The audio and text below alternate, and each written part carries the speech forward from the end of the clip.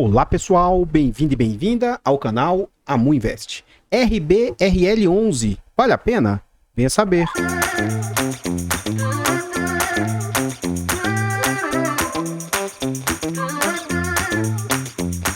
Então pessoal, antes da gente saber mais a respeito desse fundo imobiliário, eu gostaria de pedir humildemente, por favor, deixa o like no vídeo, comenta para nós. Você conhece esse fundo imobiliário? Você sabe em que ele investe? Qual o setor? Qual o segmento? Comenta, que seu comentário é muito importante para o crescimento e desenvolvimento do canal.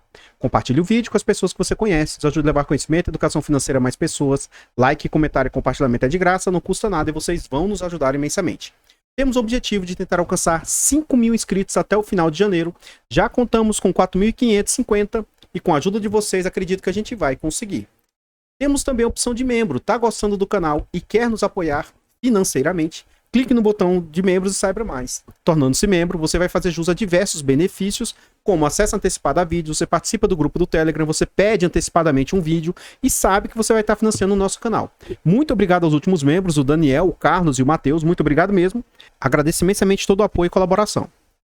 Caso vocês queiram apoiar o canal, tem uma outra forma de apoiar. Se você abrir uma conta na corretora Clear ou na PicPay com o nosso link de indicação, você ganha e a gente também ganha. Na Clear, a partir de R$100 investidos, você vai ganhar um bônus de R$70. E na PicPay, a partir de R$10 pagos com cartão de crédito lá, alguma conta, você ganha e a gente ganha também. É uma forma de apoiar a gente aí. A gente quer tirar uma certificação CE até o final do ano.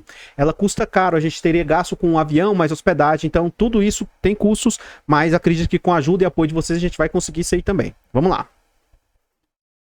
Esse fundo imobiliário é um fundo do setor logístico, é um fundo de tijolos, né, do setor logístico, que foi lançado em abril de 2020 na base de R$100, tendo como gestora a RBR, mandato híbrido e tem uma liquidez média de 500 mil por dia. Os usuários do site dão nota 3 de 5, ele faz parte do IFIX com pouco mais de 0,5% e conta com 6.600.000 cotas. Ele está sendo negociado atualmente a um PVP de 0,91, isso indica 9% de desconto. Então é um fundo que tem 711 milhões de patrimônio, só que o mercado está aceitando pagar apenas 647 mil. Significa que você tem a oportunidade de comprar uma nota de 100 por 91. Então o fundo foi lançado na base 100, hoje o seu portfólio vale 106 e o mercado está disposto a pagar apenas 96. Tendo o mês 11 como referência, é um fundo que conta com quase 7.300 cotistas. Vamos à frente. Aqui a gente observa o quanto o fundo vem sendo negociado. Então R$ 96,90. Ele teve como mínima no último ano R$ 83,00 e máxima 111. Então a gente vê que é um fundo que foi lançado aqui, ó, em abril de 2020, chegou a atingir patamares de R$ 120,00, fica lateralizado durante um período nesse patamar, tá? O RBRP, que é um fundo da própria gestora, tem um quantitativo alto de cotas desse fundo aqui. Eles compraram cotas do próprio fundo. Então, depois dessa data, mais ou menos em agosto, o fundo tem uma pequena queda, passa a ser negociado a patamares de 110. E aí, em junho deste ano, junho de 2021, o fundo tem a primeira queda expressiva, saindo de patamares de 110 para R$ 99,00. Em novembro, surpreendentemente, todo o mercado, não foi somente esse ativo. Todo o mercado em novembro tem essa queda brusca e esse fundo chega a atingir patamares de R$ 83,00. Durante um ano inteiro, se você observar, sempre você tem diversas oportunidades de entrada nos ativos. Eles caem inexplicavelmente. O ponto é o seguinte: independentemente se você gosta ou não do ativo, o que mudou a qualidade desse fundo para em um ano ele chegar entre 80 e 111 reais? Por que em determinados momentos o fundo era muito bem conceituado e outros momentos ele não prestava mais? O que aconteceu para haver todo esse desespero aqui e esse vão? Então, assim, na minha opinião, não mudou nada. O fundo é o mesmo desde quando ele valia 80, quando ele valia 111. E aqui eu não estou julgando se ele é bom ou ruim. O que eu quero te dizer é que tem esses momentos aí. E esses momentos podem ser, se for o caso, né, se você gostar do ativo, podem servir como oportunidade de entrada, né, janela de entrada nos ativos. Vamos à frente. Aqui a gente vê o seguinte, que é um fundo que está indo para o seu terceiro ano de existência, não tem nem 2 anos completos, mas já está indo para o seu terceiro ano. E o que a gente acontece? Tem alguns investidores que pretendem fazer parte de ativos que tenham pelo menos 3 anos de existência. Então esse ano o fundo está indo para o seu terceiro ano. Outros investidores são mais exigentes e querem ter pelo menos 5 anos. Então, esse fundo ainda não atinge esse critério. Em termos de tempo, eu não ligo muito para isso. A partir do seu lançamento e tudo, eu não me importo em me posicionar no ativo. Lógico que pode influenciar. Quanto mais tempo o fundo tiver, mais segurança, você vai tendo mais histórico. Então, a vantagem de mais tempo de mercado é o histórico que esse fundo pode trazer aí para um possível investidor. Esse fundo já passou por 4 subscrições, a última ocorreu em março do ano passado. Vamos à frente. Nesse gráfico, a gente consegue ver o quanto o fundo vem entregando. Teoricamente, esse fundo tem conseguido aumentar o que ele consegue entregar. Entre aspas, está com a tempestade perfeita. Como assim? O fundo vinha entregando 60, 62, 63, 64, 70, 76, 70, 75, 76, 80, 84. A gente vê uma crescente na entrega dos rendimentos e também uma queda nas cotações. Então, note o seguinte, ó, o fundo estava entregando patamares de 0,56, de 0,57, e olha quanto o fundo está entregando atualmente: 0,78, 0,80, 0,90. Outro ponto que eu estou tentando alertar vocês nos últimos vídeos é o seguinte, ó. É comum que fundos de tijolos não paguem muito. Então, o que a gente consegue observar com isso aqui, ó? Esse fundo entregava 0,57, ó, 0,56. E isso é normal para fundos de tijolos. Não, na verdade, não é comum que fundos de tijolos paguem muito. E atualmente, você está tendo a oportunidade de entrar em ativos de tijolos com um yield semelhante a papel. Se você observar 2, 3 anos atrás aí, um fundo de papel pagava entre 0,8 e 0,9. E um bom fundo de papel aí pagava 1,1. Então hoje um fundo de tijolo pagando, não estou defendendo esse ativo, não tenho, não quero ter, tá? Isso não é o ponto. Mas você se posicionar em ativos que superem o 0,6 que eu tanto digo aí, para mim isso aqui é excelente, excelente. E lembrando que 0,6 ainda é algo difícil de atingir, não é tão fácil. O meu ponto de vista a respeito desse ativo não indica compra, venda ou manutenção do ativo. Então, essa última entrega, na data de fechamento aí de quase 85 centavos, representava 0,91 e caiu um pouco porque a cota deu uma pequena recuperada, subiu acima desses R$ 93 aí. Mas o fundo vem com um yield acumulado de 8,71, que acima de 7,5 eu já reputo ser um excelente yield. Então, em termos de yield acumulado, esse fundo está de parabéns aí. Vamos à frente. Aqui a gente consegue ver todos os ativos que possuem esse fundo. Como eu já havia antecipado para vocês, ó, a gestora ancorou esse ativo. Então, ó, o RBRP, que é um fundo de tijolo, ele em tese lá é um fundo como se fosse híbrido. Por quê? Ele tem tijolos e logístico, e o logístico, uma boa parte que eles se posicionam é nesse ativo da própria casa, por meio de um FII, mas não deixa de ser está exposto, né? Outro fundo da própria casa, o RBRF, que é um fundo de fundos, tem 17%. Então, só os dois fundos juntos detêm quase que 45% dos ativos aí do portfólio. Então, é muita coisa na mão dos ativos da própria casa. Isso aqui, para mim, é um ponto negativo. Não vejo como sendo positivo, não. O BLMR, que é um fundo outro FOF aí, tem mais 2% dessas cotas. VGHF com 0,6%. O HGLG, que também com bastante cotas desse fundo. Mas, com exceção dessa altíssima concentração aí, fora esses 45%, calculando por alto aqui, tá? Entre 7% a 10% tá na mão dos outros institucionais. E aí, provavelmente, os outros 45% está no resto do mercado aí. Vamos à frente. Aqui a gente já está dentro do relatório gerencial. Eu faço questão de ler essa parte toda, por quê? Toda vez que tiver o relatório gerencial, mas tiver movimentações e tudo, é interessante você ler para você ver a cabeça do gestor, para você ver o que houve de posicionamento. Lá dentro, lá a gente vai ver uma informação importante que a gente vê por aqui também. Então é interessante, eu não sou cotista do fundo, mas se você for cotista do fundo, você tem que ler para você saber quais foram as movimentações e afins. Ó. Então em novembro, foi um mês sem grandes surpresas para a RBRL. O mercado de galpão segue mostrando fôlego na absorção de novos espaços. O preço de bolsa continua descontado.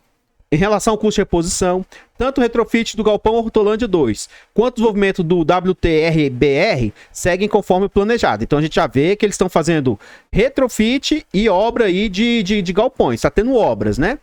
Desinvestimento, ou seja, vendas. eles venderam ao menos um ativo do portfólio. Então, novembro, a procura pela aquisição dos ativos do nosso portfólio cresceu bastante. E esperamos evoluir com a negociação desse ativo. Ainda estamos em discussão preliminares e manteremos o mercado informado caso a evolução das tratativas sobre essa transação. Então, pode ser que a RBR ela gosta muito de movimentar o seu portfólio, tá? Então, pode ser que eles vendam um ativo aí, ó. Sobre essa transação, além de ganho de capital a ser distribuído aos cotistas, esse investimento pode gerar liquidez para o fundo em um momento de mercado mais seco. Então, pode ser que eles vendam e guardem o dinheiro aí para uma possível recompra de outros ativos aí. Então, ó, renovação lá em Hortolândia e locação do galpão tal. Atualmente, o fundo possui apenas um contrato de locação com vencimento previsto para 2022.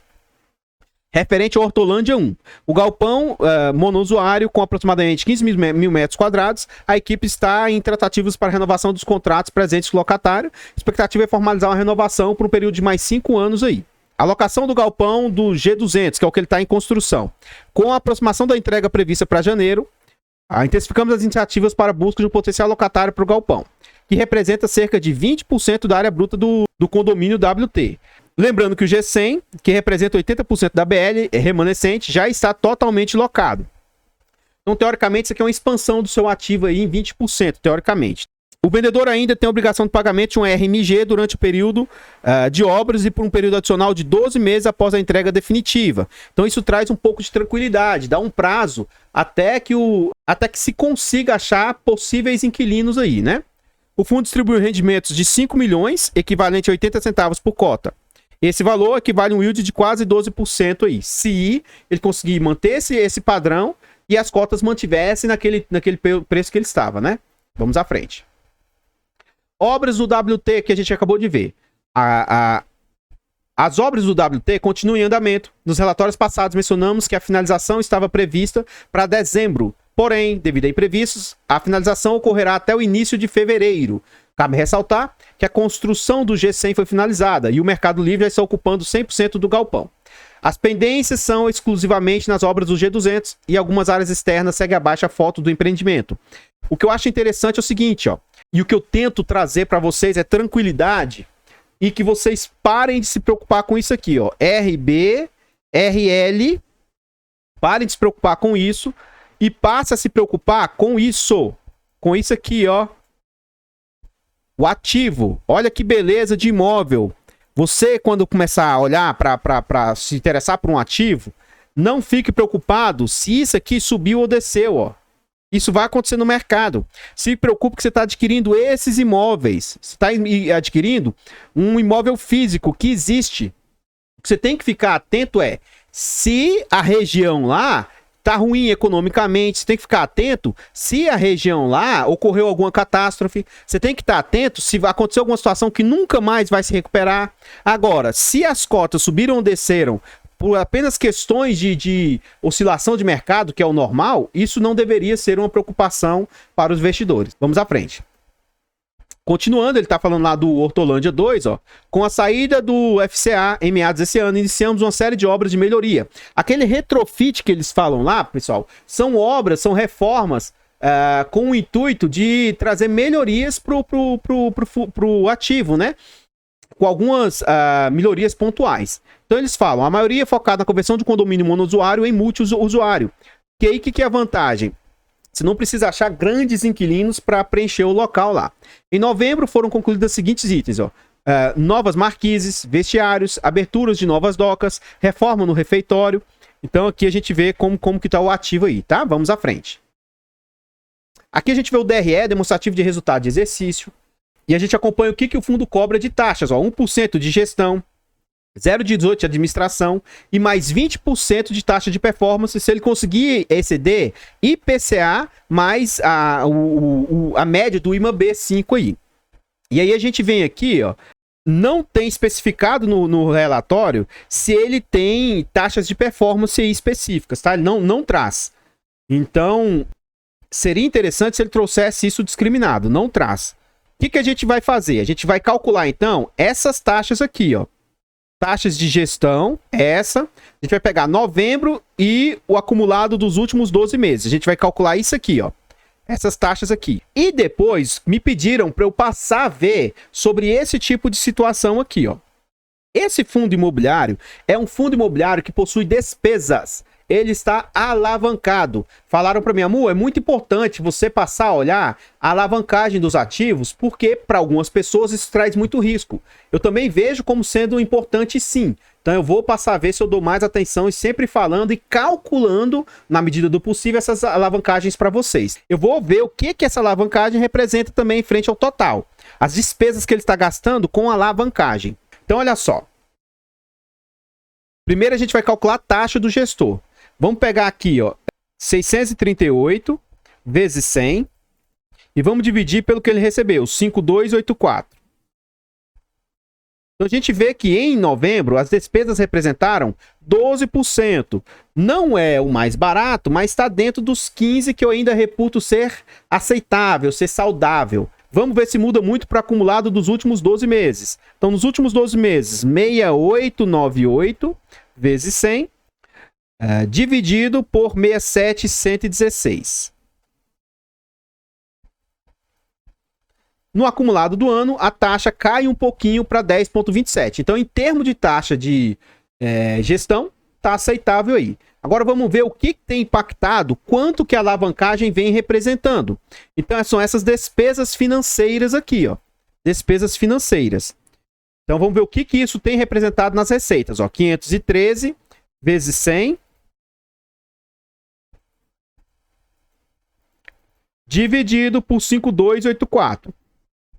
Não é bem assim que calcula, porque o certo era a gente ver a dívida total frente ao PL do fundo, que a gente saberia qual que é o total que ele tem hoje de dívidas, né? Mas eu prefiro ver assim também. Por quê? Porque aí você sabe o quanto que das suas receitas você deveria receber. Nesse momento você está deixando de receber porque está pagando dívida.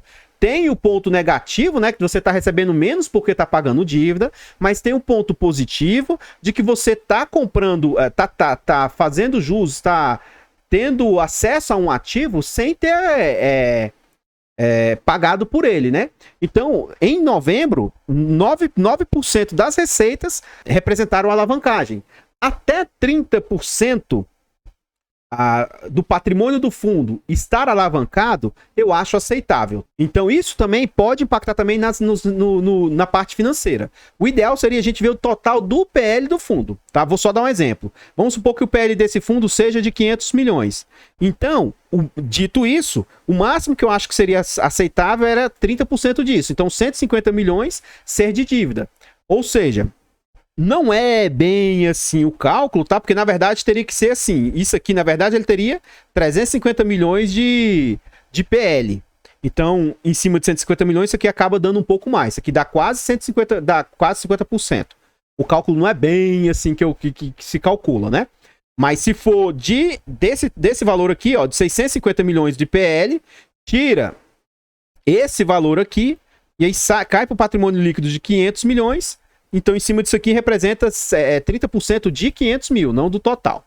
Enfim, esse percentual de 10% está dentro de um limite que eu acho bem sustentável, sim. Vamos à frente. Antes de eu falar sobre esse slide, só concluindo. Amu, você é contra a alavancagem? Eu não vejo problema nenhum. Eu vejo várias pessoas fazendo análise e tal, e para mim é o seguinte, pessoal. Para você realmente conseguir fazer uma análise detalhada sobre a alavancagem, acredito eu que você teria que ter muito mais informações do que apenas olhar ali no portfólio e ver sobre isso. Como assim? Ora, não necessariamente você olhar ali, você teria que ter muito mais informações para a gente saber realmente se essas alavancagens representam realmente algo tão expressivo, sabe? Então, apenas pelo relatório gerencial, não necessariamente eu vejo como isso é suficiente para a gente saber se a alavancagem é ou não perigosa, se é algo importante ou não, sabe? Enfim, 45% do portfólio do fundo está em São Paulo, 55% do portfólio do fundo está em Minas. Não é comum, normal é que São Paulo represente mais, né? A gente vê o seguinte, que 56% e-commerce, acredito que seja isso, 17% transporte logístico, 10% têxtil e os demais setores aí. E os galpões, também, essas cores aqui não dá pra gente ter certeza absoluta, mas acredito eu que o galpão de extrema represente 15%, 6, 30, 17, 24, não está 100% balanceado esses galpões, mas na medida do possível, eles estão sim bem distribuídos aí entre os seus galpões aí, ponto positivo. Vamos à frente. Aqui a gente vê por região, então tá 46 São Paulo, 54 Minas, mais ou menos meio a meio, né? 29% é por monousuários. Isso aqui para mim, teria que saber quantos monousuários tem, né? Se tiver pelo menos 3, é aceitável, porque aí cada monousuário representaria 10%. Então isso aí a gente vai tentar ver mais à frente. Se não trouxer essa informação, isso é ruim, né? E 71% é condomínio. Então isso aqui para mim é interessante. Por quê? Por ser condomínio, são diversos inquilinos. Totalmente típicos seus contratos. Então tem pontos positivos e negativos em relação a isso. 72% dos seus contratos são pelo IPCA, 28% pelo IGPM, né? Outro ponto traz um pouco mais de tranquilidade, porque é mais fácil atualmente renovar pelo IPCA do que IGPM.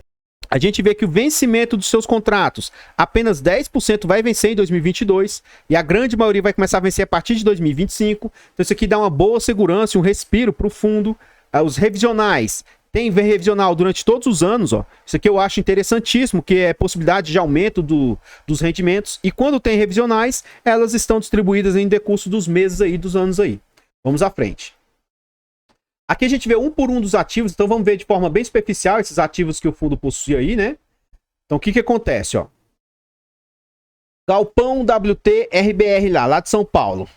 O fundo tem 50% de participação nele, ele tá 0 vacância. Seria interessante se ele trouxesse aqui um detalhamento de quantos inquilinos tem e como é que tá a situação dos inquilinos. Galpão Extrema Minas. O fundo tem participação de 50% nele, também 0 vacância. Extrema 2 Minas aí, ó. O fundo tem participação em 100%, 0 vacância. Galpão de Hortolândia, o fundo é dono de 90%, 0 vacância. Galpão Hortolândia 2, o fundo é dono de 100%, 0 vacância. E o Galpão de Itapevi, o fundo é dono de 100%, 0 vacância. Vamos à frente. Então, pessoal, o ideal seria se ele trouxesse uma discriminação maior ali de quem são os inquilinos desses ativos, como é que tá a situação, o vencimento dos contratos desses inquilinos e tal, né? Mas ali não tinha essas informações. No final do vídeo, eu vou deixar passando mais alguns slides a respeito desse fundo. Então, por favor, deixa o like pra gente aí. Comenta o que você achou desse ativo, se você teria, se você achou um bom ativo. Compartilhe o vídeo e diga pra gente se você tem interesse de investir ou não. Eu não invisto nele, não tenho interesse, mas eu reputo ser um ativo mediano aí sim, tá bom? Minha posição em relação a ele é neutra. Compartilhe o vídeo com as pessoas que você conhece, ajude a levar conhecimento e educação a mais pessoas. Se inscreva no canal e ative o sino para ser notificado de todos os vídeos. Nos ajude na meta de 5 mil inscritos até o final do ano. Torne-se membro, 10 centavos por dia. Isso não vai onerar vocês, mas pra gente faz muita diferença. E se quiser abrir uma conta na Clear ou na PicPay com o nosso link de indicação, isso vai fazer grande diferença pra gente aí. Vamos à frente.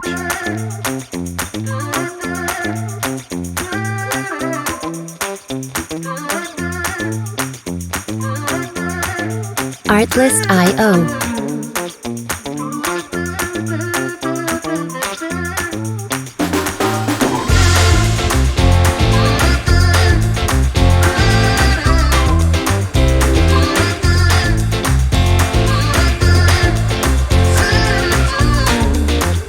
Music licensing reimagined.